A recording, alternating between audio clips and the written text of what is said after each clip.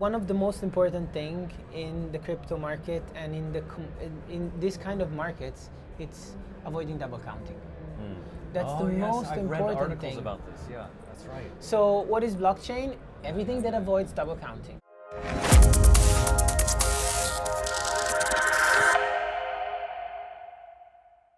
Thank you for doing this interview, sir. Thank you so much. Let's start with your name and what you do. Okay, so my name is Giorgio Donà. Giorgio, like there's this joke, like my name is, you know the song, right? Yeah. Giovanni Giorgio, but everybody calls me Giorgio. So my name is Giorgio Donà. I'm one of the co-founder of KlimaDAO, and I'm also the co-founder of KlimaDAO Japan, which I'm gonna talk to you about maybe if you're gonna have time later. I'm a lawyer. I'm qualified in 2 states in Europe, and I have a big passion for blockchain technology and sustainability. So we got everything together under one whole roof, which is KlimaDAO, which I assume that you know about. Yeah, absolutely. And I'm going to share that with our audience, definitely moving forward. So to start though, let's begin with you. So you're a lawyer. Yes. And you're a crypto lawyer? Yes. So how did you get started with that? Okay, so first my Telegram handle, sorry, not Telegram handle, Twitter handle is The Lawyer, and my nickname of Discord is The Lawyer, because everybody at the beginning started to call me The Lawyer because they forget my name, right? So yes, I'm a lawyer. I started in Italy, and so I started my passion in 2017 with like they call it like the second bull run. Yeah, exactly, when Bitcoin went to $6,000 and Ethereum went to, I don't remember, but it was high. Yes, Not as high as now, but whatever. And so with one of the projects, and I've always been interested in like technology, because since I was a little kid, like at 3 years old, I had my first computer, so I was always into technology, and which like the law and lawyers, they usually don't use much technology. There's not a lot of like technology involved. There's more like study. It's more like understanding the laws, or like even writing if you have the chance. A lot of book reading. Exactly, a lot of book reading and encyclopedias and like case law and stuff. So you need to understand the rationale of everything. While technology is more like immediate. It's something that always interested me. And I never tried to manage to merge the thing together until like I found the blockchain, which is like a totally new space. It's very international, so like you cannot just apply one kind of law, and it's like totally something which is totally new, because like, for instance, like let's talk about like the sales of token or like a liquidation of a project. What you need to do is basically you need to use the law concepts that you studied. Of like commercial law or like whatever contract law, and you need to apply them to the thing that it's more similar to the substance of what you're doing. So that's very interesting. So I started in 2017 with some projects, and I also started like getting like involved in sustainability. So blockchain sustainability was my biggest passion since I was little. Also, as I said, starting from technology. And so yes, so I started like working more closely with like technology firms in order to try and understand and help them, also like optimizing like their relationship with like third parties. Yeah. And so this is how it started in 2017. Yeah, very interesting. I can totally see how a lawyer would be attracted to blockchain, because in some ways blockchain has like some elements of the law to it. Exactly, absolutely. But as you say, it's very important. I think a lot of people miss this in 17 and later is you still need like a lawyer because it has to interface with the real world, right? Like they say like code is law, right? Kind of, but then when it actually has to deal with the real world, you need law. There's something that I would also like to add, which for me is important. Like, there's unfortunately many like not serious projects. Let's say, I'm not gonna use the word, the 4-letter word that starts with S, right? Yeah. But there are many like not serious projects, and most of the time, from my experience, what like differentiate like a serious project with a non-serious project, if they have a lawyer, or if they're like set up and incorporated in the right way, they have the right contracts. If I see a contract, I can see if it's like done by ChatGPT or it's like a draft downloaded anywhere or like done from a contract. And usually most of like the serious project, I'm not gonna say that only the serious project has lawyers, but that's like a first thing, at least in my eye, to understand if like the project wants to have like a long run or not. So, and also like there's so many markets that like requires like the help of a lawyer or like help of like a guy that is more like theoretical, let's say. You know what I mean? Yeah. For instance, like carbon markets. Yeah. So, Which I agree. And for those listening, it's a little piece of alpha that everyone should know, though, is that if you're looking at a new project, one good test is to see if they have a lawyer. If they have a lawyer on retainer, if they're a legit company. Yeah, if they're a company, if they're legit, if the lawyer's legit. As you said, if they're incorporated in the right. I mean, yeah, absolutely. I agree 100%. All right, so you mentioned carbon credits. Yes. And KlimaDAO, not to give it away, but it deals with carbon credits. But before we get into what KlimaDAO is, let's just start with carbon credits in general. Give me the pitch on carbon credits. Okay. Why do we need them? Why are they important? Are they important? They're very important for us, at least, right? We So built the first of product all, alone. tell me what they are. Just Yes. So well, basically, carbon credits represent like the reduction of greenhouse gases from projects that either avoid or reduce like the pollution and the emission in the atmosphere. So these credits are very important because like they can help individual or business or like parties to reduce their emission or offset their emission. So they are like a first step for like a business or even a retail, as I said, to like do their part in the for the reduction of the pollution or like just for helping the planet.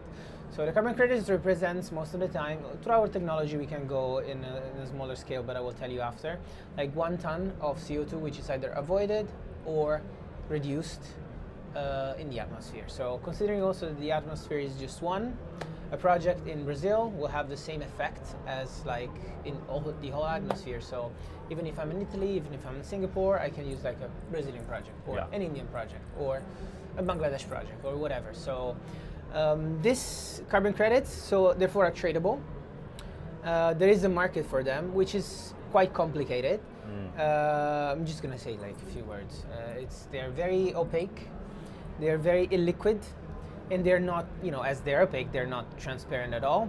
Price discovery is quite complicated. It's very complicated, and also like getting into the deep of like understanding the project is very complicated. It's a market per se. It's a niche. Yeah. Absolutely. So yeah, that's where carbon credits are. Yeah. I would just note for our audience too that carbon credits you can think of, if you're coming from a crypto perspective, they're like tokens before tokens existed, right? Like they're kind of like absolutely true. Like they're like these legal tokens, right? Please correct me. No. It's absolutely right. Like, well, I'm from like the idea that everything can be tokenized. Yeah, when I say everything can be tokenized. So if you come to me and you say they're tokens, yes, everything is a token for me. You get my point. But these existed before crypto. was around, right? So it's like a pre-crypto token, basically. It's absolutely right. So carbon credits, like they tried to make them tradable, but they never had the technology, and that's where KlimaDAO steps in. Yeah. So pretty much, as I said before, like if you want this pitch, I really like to do every time that someone calls, because I think that you gotta understand exactly what's the problem. So when I'm on a stage or when I have to speak about something, I always say to the audience, let's make a bet. So in 5 minutes, okay, let's make it 5. You're not going to be able to buy and retire carbon credits in 5 minutes. Why? Because you would have to know what you're buying, you need to know a broker, you need to call the broker needs to answer you. He needs to find the right project, or maybe he has a project, but you're never gonna know the price, but whatever, that's a different thing. You need to pay him, and he's not gonna accept credit card, or he's not gonna accept crypto, he's gonna accept a bank wire, which has times to do. Yeah. So in 5 minutes, you will never manage to Yeah. do it and retire, unless maybe you know someone and he retires for you and then you pay after, right? Which is not a common situation. So what we basically solved, and what we are trying like to also scale, is like having these tools so you can understand what you're buying, so everything is very transparent. Price discovery is super transparent, and through the use of the blockchain, like the transaction happens in literally in seconds. The moment that you know the project, then you can retire directly. So this is a pretty new technology. We are the pioneers in this kind of technology, and I think that it's very important. Like if we want to really scale this kind of markets, so that's basically our value proposal. Just also like for our audience. Yeah. There's two kind of like markets. Yeah. One is the voluntary carbon markets, Voluntary. also shortened as VCM. Okay. And then there's the mandatory market. So Gotcha. it's a little bit more complex. So while the voluntary carbon markets, basically, it's totally voluntary. So like there's projects which are like privately funded and like businesses can directly buy without any legal obligation, while the mandatory market is a little bit more complicated because it's like Government regulations and stuff. exactly. Yeah, I see. So there are like some business and kind of like activities that have to offset, so they have to use those kind of credits, which they're not even like credits, but like those kind of like instruments. Yeah. Let's say. I see. Just one point of clarity about a word you were using. You were using retire. Yes. This is a. Yes. I'm not familiar with No, this it's lingo, absolutely so please fine. could you? So basically, in order to claim the environmental benefit of a carbon credit, what you need to do is you need to retire it. And we use this term, everybody uses this term, it's very common. Yeah. So basically like the carbon credit gets cancelled from the registry, it's no longer usable, and the parties, the counterparty or the party that uses it, can claim the environmental benefit, can says, I took this and it's no longer in commerce, it's no longer tradable, it's done. Yeah. It's like cancelled, even if it's not the right term. But So in token terms, I would say like it's burned. It's burned, exactly. Exactly. Yeah. It's a burn function, exactly. Yeah. So, but as they don't use the blockchain, retire is a great word. Yeah, I like it. Very legal sounding. Yes, I like it. Okay, so you talked about voluntary and mandatory markets. Yes. For KlimaDAO, do you traffic in both? No.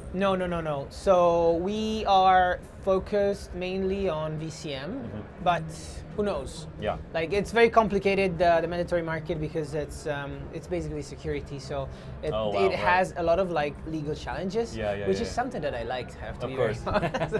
But it's a little bit more complicated, while the VCM is less regulated. It's privately regulated. It's registries and standards who sets the rules, and you have to abide by the rules, of course. So what we have been always like look forward was like the VCM, because it's also like there's like a school of thought, as we say in Italy, like where like VCM has more benefits, but it's way too much of a complicated. No worries. I think I understand roughly what you're talking about. That's cool though. All right. So you have worked on Carbon Mark, yes, and Klima Japan, yes, and Klima Singapore, yes. Can you fill in the details about those? Absolutely, yes. So that's very important, because like those are the projects that I really are in my heart. So basically, Japan came from like an idea of like some very, very talented Japanese people that, by the way, you met. But these people, they don't know. Yes. Of course. And because like we've seen that Japan has like a lot of like interest in carbon credits. You know, Japan. You live in Japan, right? Yes, that's right. Okay. Maybe we I both shouldn't have do. said. Okay, but no, go ahead. Okay, so it's a very, very, very green country. Yeah. It has a lot of people because of the demographics, and so they have both of like the issues, like that they want to maybe save is not the right term, but they want to like keep the nature as it is. Yeah, you're right. But at the same time, they have like a lot of people, so unfortunately there's a lot of pollution, even if it's like their lifestyle is quite modest, right? Yeah, I think so. Yeah, but absolutely, yeah, there is pollution. So there is a big push from like the education of the Japanese people alone, the need because of like the number and like also like how much green there's there, and there's a big push from the government, especially with the J credit scheme, which is like a governmental like scheme which has basically been carried out by the government for reaching their 2050 net zero goal.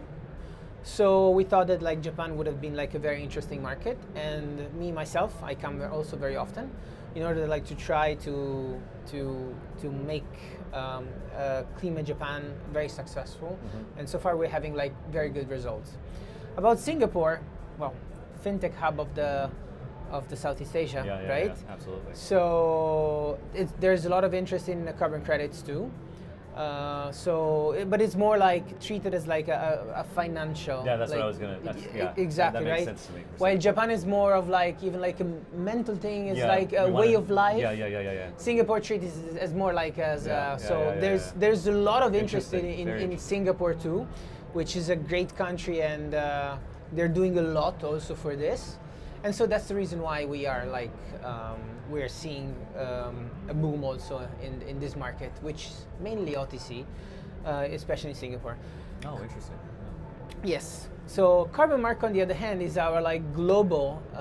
I call it window, right? Okay. Probably somebody's gonna call me, but like it's our global window. So where everybody can access to it, and everybody can access and see all the projects that we have.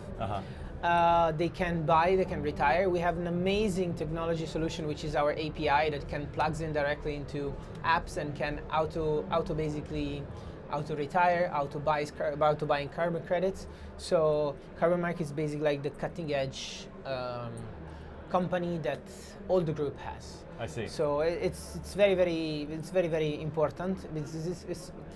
It's seen as more like a marketplace, but I hope that all our audience will check KlimaDAO.com because it's very well done application. Awesome, great. How do these three things interrelate? Like Klima Japan, Klima Singapore, and Carbon Mark. Carbon credits. Are they completely separate though?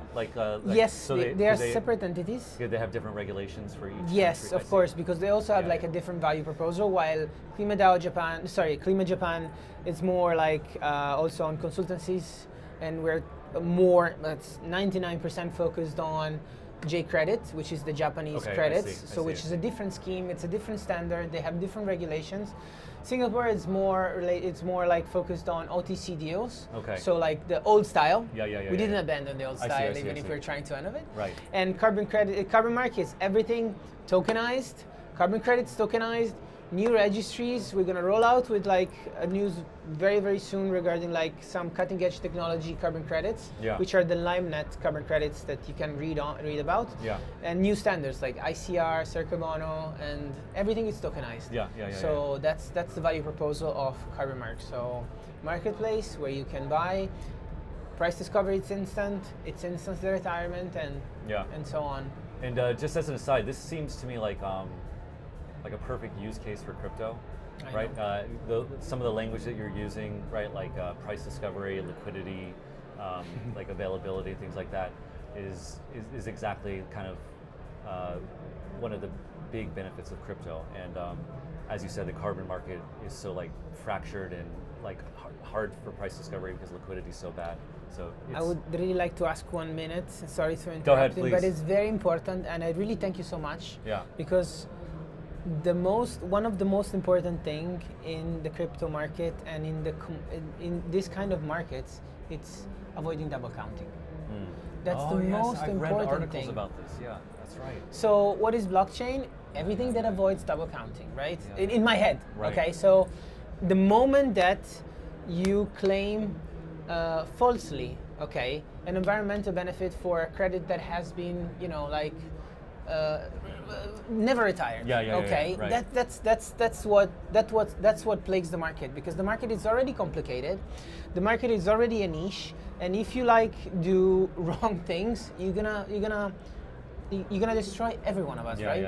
So blockchain is the perfect tool that avoids double counting. Right. So we really think that blockchain is the solution for carbon markets, and we really think that soon all the registries is not going to be on how they are now on Web 2, but everything is going to migrate to Web 3. Yeah, I agree.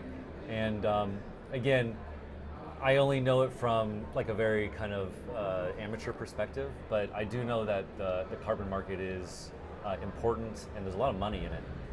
but it's hard to access, and all these liquidity problems and all this kind of stuff. It's hard to access. It's gated. But if crypto can open up access and open up liquidity, it kind of, you have like your classic flywheel. Flywheel effect. Yeah, Yes. yeah, and so a lot of opportunity there, and I think that people in crypto probably should pay more attention to this because it's a great opportunity. I totally agree. Yeah, absolutely. Anyway, we're almost out of time.